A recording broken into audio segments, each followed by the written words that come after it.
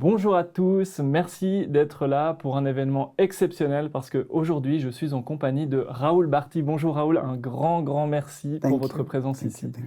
Raoul Barti, c'est pas facile de vous présenter, vous êtes à la fois un enseignant spirituel, un guérisseur, un thérapeute.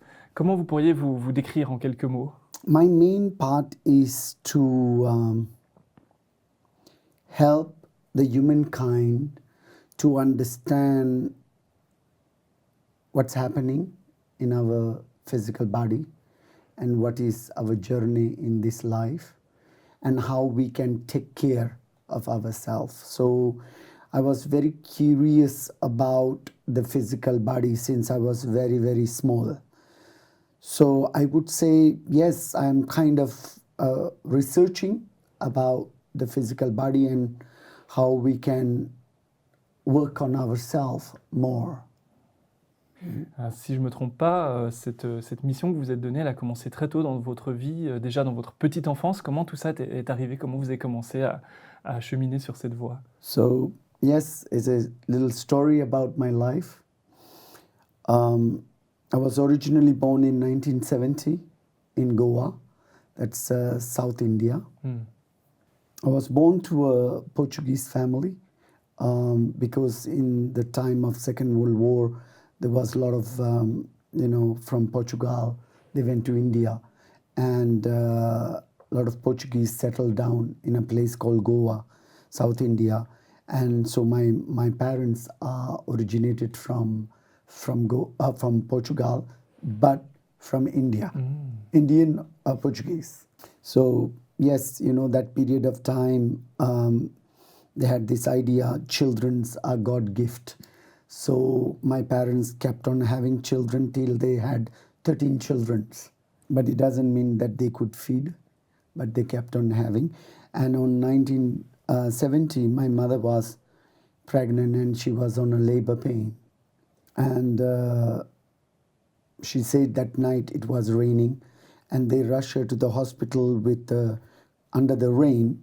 And that time the ambulance was just a plastic and with two bamboos, that was the ambulance. And on the way, her water burst and one baby slid down from the plastic into the road. And exactly 30 seconds later, another one slide down. So they were identical twins who were fallen on the street. So they picked up both the boys, but the first one was not moving and he was not breathing. The second one was perfect. So they rushed to the hospital and the doctor declared that the first one is no more. So so my parents brought both the boys at home. But in Goa, there is a tradition that twins are not being separated till the burial. So the dead one was put clothes and he was dressed for the burial. But the other one was completely naked and crying. And so the mother, every half an hour, she would breastfeed and she would bring the baby back down next to the brother. But she said something very interesting that the baby, the moment she put down, the baby turned. But scientifically, 3 hours baby does not turn. But I also know identical twins do crazy things. So every half an hour's mother would breastfeed and she would put down and she say he constantly turned. So a priest was coming at 10 o'clock, mother say. She give breastfeeding and she put the little one down and he turned. But when the priest arrived, the one who was alive was dead and the one who was dead was alive. So I don't know who I am. I am supposed to be the one who is dead.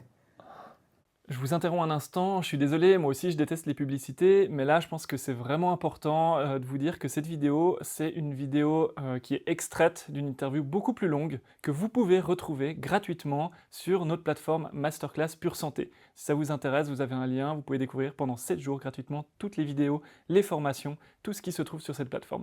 Voilà, je vous embête pas plus et on reprend tout de suite. So I have memory since I was 1 year old. Wow. And I have a lot of visions. I didn't understand what this vision is about. But because my family was so poor, they would eat onion and bread. I even made a joke where my family was crying because of they were poor or because of the onion. You know, I made a joke out of this. Even today, I eat a full onion, being grateful toward my roots. Yeah, so because my parents had too many kids, and one couple, they decided to adopt me, and they were from Switzerland. Oh, So I came here 1972, okay. and so I stayed 5 years. But that time, this color was not easy, you know. So my parents decided to take me back to Asia till I grew up.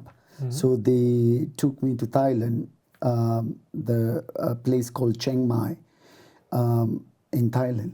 And so I was I was automatically being put into an international school by my parents, but I don't like school.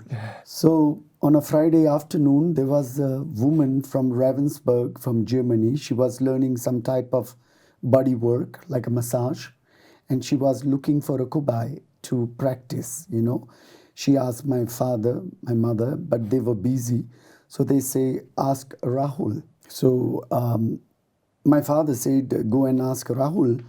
And she came and asked me if I would like to have a massage. And I thought, yes, it's a good idea. Friday afternoon, no school. A massage is a good idea. So I decided to take a massage. And I started receiving the massage. But every move she was doing, I felt I knew it. So I went there. It was called the Old Medical Hospital. I spent whole day and came back in the evening so happy. And my parents were asking me, why are you so happy? Especially my dad. And I said, because I want to learn massage. My father always start with the word no. So he said, no, you are only 7 years old. You have to go to school. You know, you can't learn massage. But I asked him one question, what will you do if you were me? And he said, if I am you, I learn massage. So 1977, I stopped school. I joined the massage school of Thailand, Chiang Mai, and I was just 7 years old. So till I stayed there 2 years, 77 to 79, I was very, very good on the physical body, very good. And so there was one French student was there, and she said, Rahul, could you give me a massage? And so I said yes, and I start giving the massage. But half of the way, she start crying. She start crying. She start complaining about her past, complaining about her parents. I did not understand what was this. So I came back home and I told my dad, Dad, this woman was crying and I didn't understand what it was. Then my father says there are two types of body. So he said that there is one thing called as the physical body, and there's another body called as the energetic body. So he said she was expressing from the energetic body, not from the physical. Now I became curious about energetic body because I don't know that body. So physical, I understand, but energetic body, I didn't know. So I start looking, but my father now panicked because he panicked because he told me, and he know I am very crazy. Once I know something, I need to do it. And then somebody told me, because in Thailand it didn't exist, somebody says Sri Lanka. So I came and I told my parents that I want to go to Sri Lanka. My father really thought that I was mental. 9 years old, want to go to Sri Lanka. So my father always start with no. So my father know that I am very stubborn. So yes, they decided to take me to Colombo. So we arrived in Colombo. We had no idea what we were doing. So in the beach, I meet a young boy of my age, 9 years old, same, half a bare body. And we became friends. And he decided to invite me to his house. And so I said yes. So I go to his house. His house was a teepee on the beach side with coconut leaf. And there was a lot of people around his house. When I enter, I saw a man with some kind of leaf and smoke. So I thought he's working with the energetic body, because the person he was working, she was looking very happy. So I came back home and I told my dad that my friend's father is the one probably what we are looking for. Could you please go and ask him if he could teach me? So he came and he spoke, and of course my friend's father said yes, but you will have to leave your son with us, he said. And of course my father always start with no, always. And then my friend's father explained that they were gypsies and they have to travel every 7 days. And because of that, I have to stay with them. But then my friend's father also explained that don't worry, I am the chief of the gypsy. If you ask any gypsy tent, they will tell you where I am. So don't worry. So I managed to convince my father. So in the end, my father had no choice. He left to Kerala, South India, and I started the caravan age of 9. That was 1979. And but after 6 months, my teacher said, Rahul, you are learning too fast. I have nothing to teach. You need to go and meet my teacher. So I asked him, I was surprised. I said, oh, you have a teacher too? He said, yes, that's my father. So we take a bus, we go about 8 hours drive into a place called Haputale in Sri Lanka. We got down, we enter into a forest. So we keep on walking. After 2 hours, I was so tired. I asked my teacher, how far? And he said, just there. And every 2 hours, I asked the same question. He answered the same. And nightfall, we sleep. Next day, we start walking. And he keep on repeating that for 3 days. On third day, I was really scared because I didn't saw any human, because it was completely in jungle and I don't know how to go back. But on the third day, he removed his clothes. He became naked. There I panic because I didn't know what to do. So I had no other option. I removed my clothes. I give it to him. He made a hole under a tree. He buried the cloth. And we entered to a village that every single person was naked.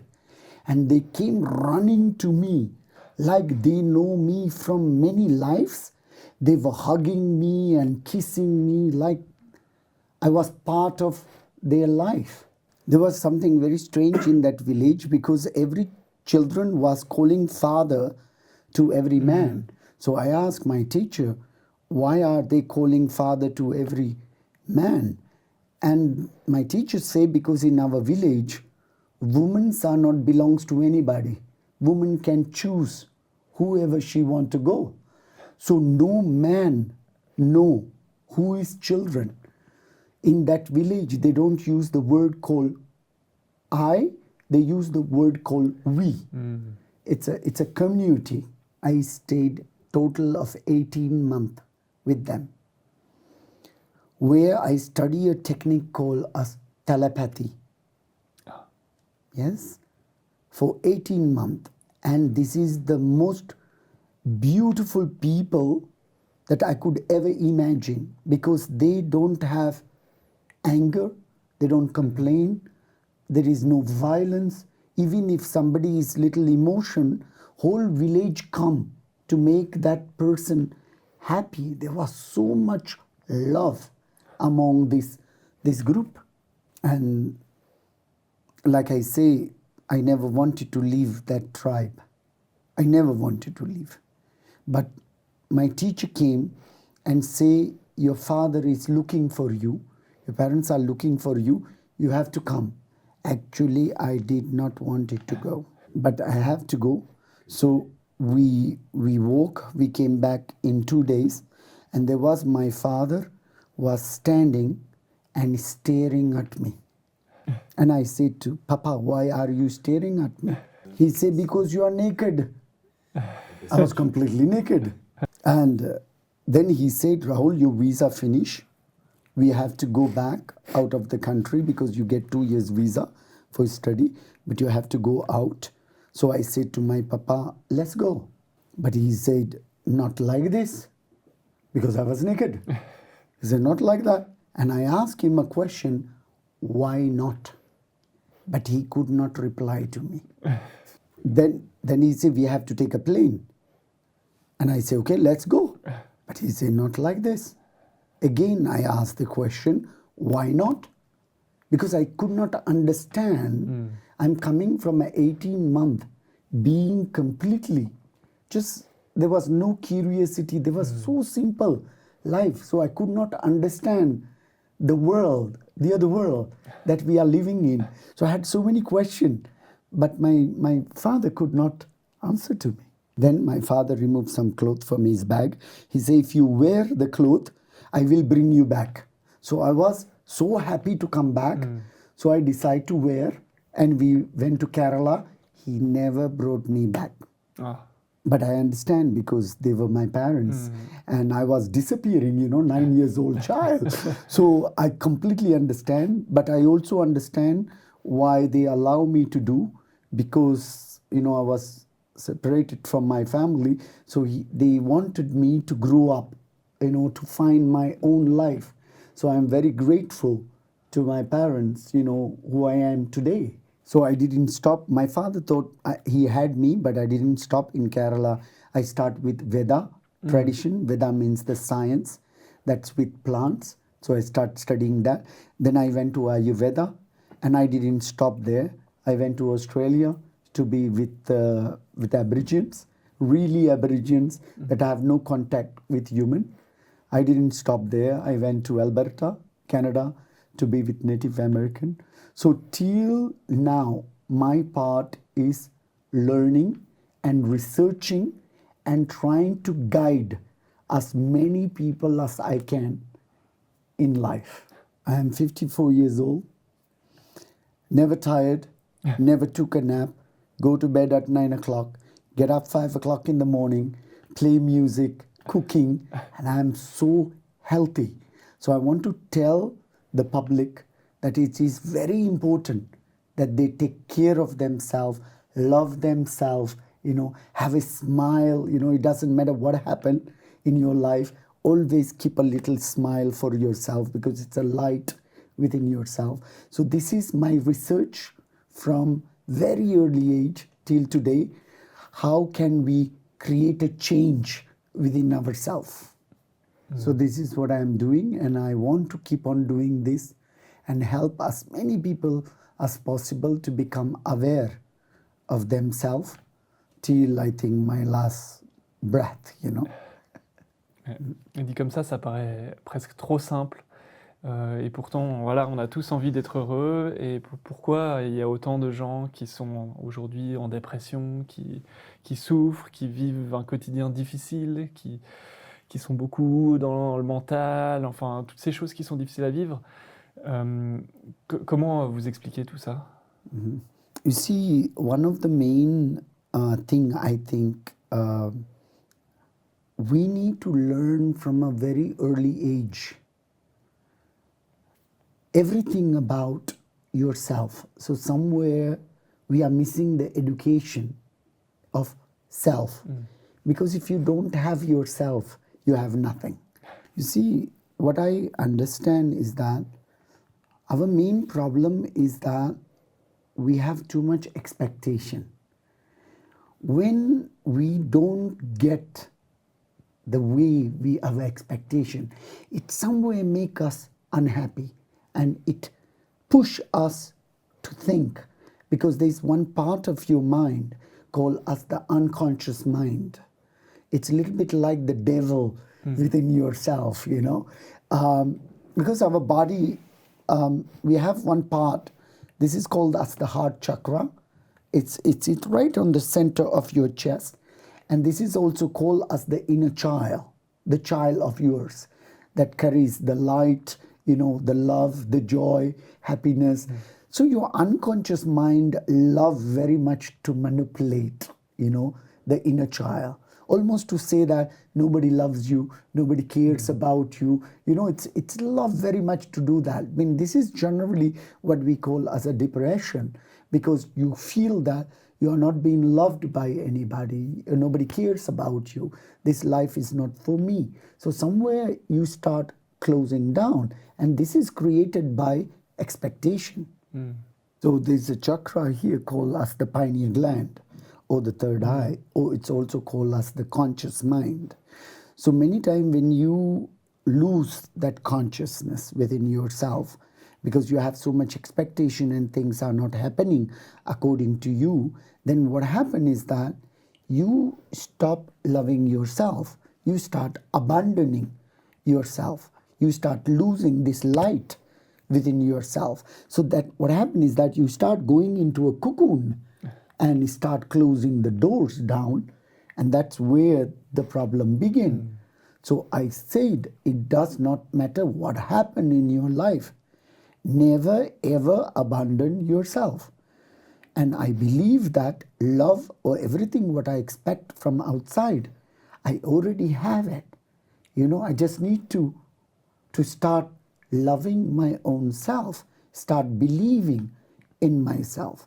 I think this is on a turning point where people have to start loving themselves, to say, I'm doing good, I did well, I am here now, I worked very hard. I think it's very important to convince and to love yourself. This is what I kind of feel.